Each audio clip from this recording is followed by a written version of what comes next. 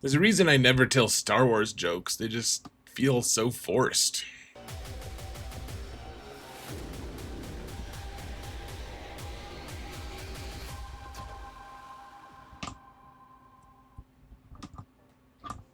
Hello, everyone, and welcome to another episode of No One in the World Can Counter Supreme Leader Kylo and Darkside Rey with their new Datacron. And I found some footage, and we're going to patch it together to figure it out.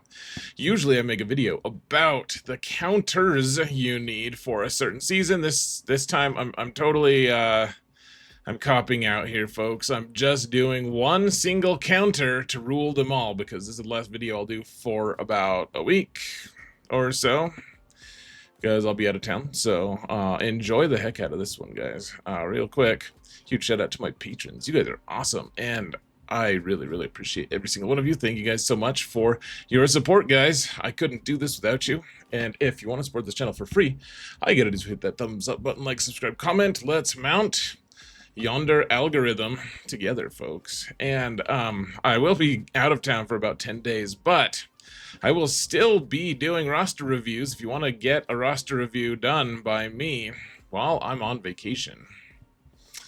Hit me up on Discord, guys. I do charge for it. You can find a lot of the details right here below, and let's I really appreciate it. There's been a lot of enthusiasm so far. A lot of positive feedback from the people I've done the reviews for as well. Thank you to everyone. So let's jump into it here, shall we, folks? So the big thing about this counter is about this there's a lot of things, but the thing that makes this team so strong is Rey has the ability to take a turn every single time you take a turn. So she just gets endless numbers of turns. The other aspect is your entire team has to take a turn but until everyone takes a turn, you just you can't kill any of them. And so I didn't actually get to face this on either of my accounts in the first match, and like I said, I'll be gone for the next like 5 matches. I won't be streaming and stuff. So I pieced together a lot of like close wins and things that probably will work eventually. Like at the very least, you can multi-tap and multi-shot things. So the first one I wanted to point out, this is by Fatal. I'm stealing this from him. I will be linking his Twitch account, the video that I took this from. And you can kind of see him behind my face. I'm not trying to hide him. This is just where my face goes. Full credit to him. There's 2 really cool ones that he did on his stream today, folks. And the first one is Bane with Malak. Now, the difference between this one and any other Bane one is Malak is going to be hard targeted by Supreme Leader Kylo, right? So that gives Bane a little bit of wiggle room. Like Malak is going to be targeted, and he's also going to be heading out fear to anyone who crits him, which is nice. And so the theory is if Bane lives long enough, you can actually do enough damage. So let's watch here. Eventually it'll pan out here, folks. I didn't do a wonderful job editing these, if I'm going to be honest. You'll see evidence of my lack of professionalism here, including this really long wait time for this. The whole video together, though, combined with tons of different attempts, is like 6-7 minutes. Okay, so just start with the Force Drain. This is against Hux, which is a little bit weird of a start, but I guess just target Hux here and try to Force Drain him and kill him. Rey, you'll notice that Rey had fear, which was nice, and then just kill the ad, man, may as well, right? And so there's this issue here now, right? Fatal decided he wanted a timeout here because Malak got a kill, and that's cool. Good job, Malak. But you see that little blue skull there? That means that if Rey kills Malak, then it'll just revive Hux, and you don't want that. You worked hard to kill Hux. You worked hard for 26 seconds to kill him. And honestly, Bane's not looking great. Like it's looking grim. They're not going. So he decided a timeout, which I think was the right move, frankly. You kill Hux. Bummer. I wanted to do more. I thought I thought he would be able to do more, but he didn't. Hard targeting Malak was cool, but it didn't quite work. But I'll show you the really cool thing that happens after this, after the timeout. We're not going to watch the whole timeout, guys. Don't you worry. Right? We might actually just watch the whole thing. Okay, so that there's Supreme Leader Kylo and Rey, and I think this just works anyways. Even if let's pretend that there's Kylo Ren unmasked here. The reason this doesn't work against the Hux team, the reason they didn't try it before is, okay, let's rewind just a little bit. So there's a really cool idea for a counter against Supreme Leader Kylo, and I realize not everyone's going to have this, but let's go into the game for just 1 second. I'll show you guys. So it starts with Temple Guard. You're gonna use Temple Guard. If you don't have Temple Guard and a cool Datacron, then that sucks to be you. Honestly, that is the worst fate ever. But here's the thing: if you have Temple Guard, it does suck to be you. You don't spend money on a little mobile game. So there's things you can get for the GAC Omicron on Temple Guard, but the big thing is at the very end it says. So it inflicts captive, that's those little handcuffs, the things that Hondo hands out, the things that Bad Batch give themselves. They're using this mechanic a lot. It's very similar to Fracture, but it's captive.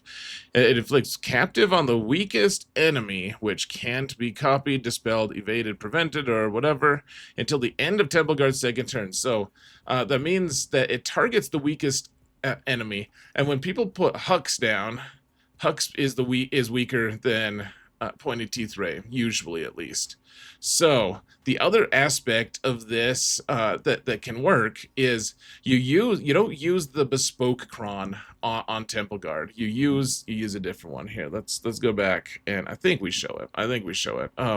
For at least a minute. So it's Keller and Beck with Jocasta, and okay, so let's pause. Okay, so that's the wordy level 6 here, which means attackers ignore taunt. So if Kylo Ren is here, then it still works because you're ignoring his taunt, right? And Temple Guard is going to immediately get Temple Guard's immediately going to put handcuffs on Darkseid Rey regardless, because Kylo Ren is going to be stronger than her. So it doesn't work against Hux teams, at least unless Hux is strangely modded to the point where he is he's somehow stronger than Rey. That's just probably not going to happen. And then just do a thick cron. You can see he put crit damage on. Like the only stat is crit damage. I don't know how important that is. Maybe super important, but the fact is, watch how it goes. So even if Crew is here, he's pre-taunting, but she's got the handcuffs right now, right? So she can't do anything. She is immobilized until the Temple Guard takes 2 turns. So you can target her at some point once everyone has taken a turn, I believe. So Jocasta is here. She's just hoping to eventually cut her the gun box open, and look at how close Crew is to Kylo Ren is to just dying. Maybe it's just because they can crit so hard. I don't know. Okay, so Temple Guard needs to take a turn. What does he do? Is he gonna? He's not stunned. He's not taking any hits or anything. Oh, he's taking hits, but he's a resilient fellow because he's a new kit, and we all know the new kits are the best. So Rey is open now. She's available for targeting, I believe. Let's open the box of guns, and Jocasta can zap her. Nice. And now, I mean, easy enough. You guys just do a ton of damage, and Temple Guard just isn't gonna take. He's not gonna take no crap from nobody, as they say in Cool Runnings. So that's a cool counter. I think that seems somewhat consistent. You can just kind of ignore Kylo Ren unmasked, it looks like. Maybe I think the one of the weird things is maybe he stuns someone if he's around. I don't know. There's just too many variables, and you can't test it again in arena because you can't use the Omicrons there. So it's all just weird. This easily wins in Arena, but it's different. Now, this is one from someone called Fulcrum. I just totally stole their video from YouTube, and I'm going to put the link to that video in there. And thank you for letting me steal your thing for content's sake. So this is really interesting. Using just fives and a thick cron. That's not even a particularly good thick cron, like just a bunch of health. I mean, that's fine, I guess. There's nothing particularly great about this. Not a ton of armor pen, not a ton. Well, armor pen, I mean, I guess Kenobi would use that a little bit. Crit damage is not super high. It's a little bit. It's a fine cron, but it's not transcendent, right? And you know, fives is only relic 7, and the big thing here is Kylo Ren is just prone to hard targeting certain characters, right? Like he hard targets that Malak. He does the same with fives, so that's why you take fives, is because Kylo Ren just really wants to take him out really bad.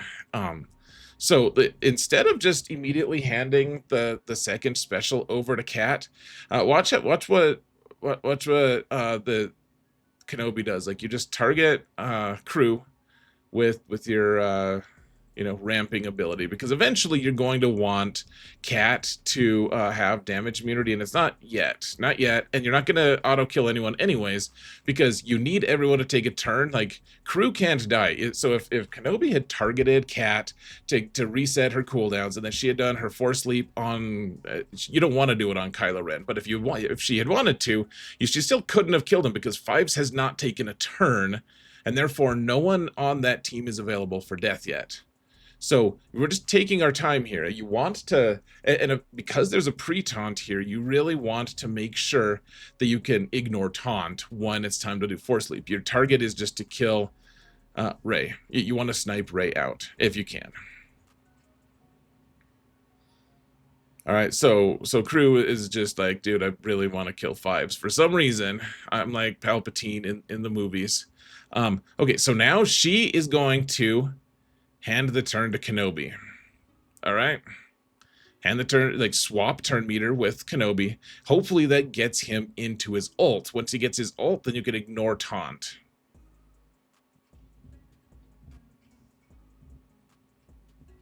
Okay, so there we go. He's in his ult. Early ult. You're going to hit it. And then the next time Cat gets turn meter, which she has turn meter right now, and she's just getting hit a lot. She's feared, so that sucks. That's kind of scary. And I don't think this is like the most consistent thing, guys, but this is something we could all try, because it requires skill. It's not just button mashing, right? It's not like, oh, I'm just gonna have Cat go and kill Rey. Like, you have to wait your turn. You have to wait for a minute to have that happen. So, all right, Kenobi just gonna ramp himself up a little bit, hit crew. Poor old hapless crew. And yet you hope that Cat isn't just gonna have something bad happen to her. And then she finally does on her second turn. So that was kind of close, because pretty soon with the early ult, sorry about that, guys. I don't know what that chime was. With the early ult, you only get a couple turns until Kenobi loses his ult. And so you need to make sure that Cat is able to take out Rey by then. And now it's like, okay, it's just crew, it's crew and it's Supreme Leader Kylo. Of course, Kylo, he's got his ult. Everyone is close to death. Now, Jedi Master Kenobi is close to death, but remember, if someone else besides him dies, there's still the savior mechanic, right? So if they kill someone, if someone dies, then you're able to they revive for a minute. So that's awesome. So I don't think that's been triggered yet. Like, fives is right on the brink. Of course, he's only relic 7. A lot of people, if you're trying this account, I mean, I guess 7 is probably the most standard thing for people, but a lot of times people have a little more resilient fives. And okay, so hand the damage immunity to Cat, and so she just wants to ramp a little bit, do a little extra damage here. Just ramp a little bit from Kenobi. He does like 10 billion damage to 5s. Like, everyone's death is imminent, right? Like, if he gets another hit, everyone just dies, right? So do the big hit, get the armor shred. That's cool. And now you can pop your ult or not. Probably do it, even though it's in 98%. Like, you want to pop it for like next turn, but instead you're able to just finish him off. So I don't think that that's like the most consistent way to beat that team, but I do think it's very possible to do it. You saw it. It's a good like backup thing. Now, here's from my buddy Solo Base 15. He doesn't have something that I'm gonna link to. He gave me permission though. So Barriss has her new Datacron here. He doesn't show what the Datacron does. Unfortunately, it's basically when Barriss dies, your whole team gets a lot of extra offense, and she revives herself, I believe. And she revives everyone else, unless she's the last person to die. And the AI, of course, don't know that. But once she dies, you kind of want her to die, because then Rey just goes absolutely berserk. This is again against Kylo versus a Kylo team with Hux as the third instead of crew. But okay, so you're taking damage, of course. Barriss is in damage immunity right now. And you just do a basic with Rey in this situation, because you don't want to get into damage immunity yet. This is a little too early for in the fight to want to do that. Just want to wait till you can whirlwind Rey, if at all possible. So, or I mean, just whirlwind Hux. But the problem is, not everyone on your team has taken a turn yet. Slow, stupid Barriss got shocked early on, so she hasn't been able to gain her bonus turn meter, and so she's just slow and stupid, and she's just waiting to take a turn. So that whirlwind would have killed Hux, but it didn't, because she's slow. She's a slow learner. She's also just not a good person. Okay, so they finally kill her, and she can't revive, or maybe she already revived once. I don't remember. Anyways, the whole team is now maybe there's not a revive mechanic for Barriss herself. Anyways, the whole team is now has bonus like 100% extra offense, right? Pretty nice. And but the only person you can target, everyone is stealthed except for Supreme Leader Kylo. So I guess just go into the ult instead of use a whirlwind, because the whirlwind isn't going to do anything to Kylo, right?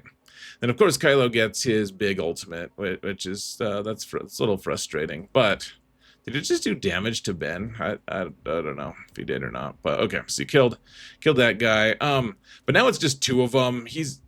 Kylo can't take damage, but Barriss can. And then, I mean, everyone's just kind of close to death. It looks like Rey probably typically does kill like the sides, but in this case, didn't quite work.